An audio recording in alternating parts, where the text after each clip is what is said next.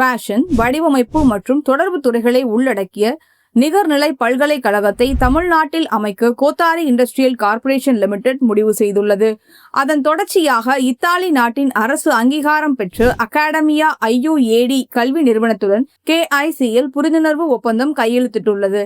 லண்டனில் உள்ள இந்திய தூதரகத்தின் உயர் ஆணையர் விக்ரம் துரைசாமி உட்பட சில உயர் அதிகாரிகளின் முன்னிலையில் கோத்தாரி நிறுவனத்தின் தலைவர் டாக்டர் ரஃபீக் அகமது மற்றும் IUAD தலைவர் மைக்கேல் லெட்டேரியம் ஆகியோரிடையே இந்த ஒப்பந்தம் கையெழுத்தானது.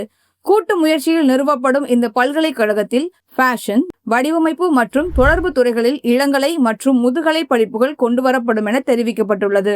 இந்த கல்வி முறையில் 30% மட்டுமே தியரி என்றும் மீதமுள்ள 70% அனுபவ கல்வியாக இருக்கும் என்றும் தெரிவிக்கப்பட்டுள்ளது.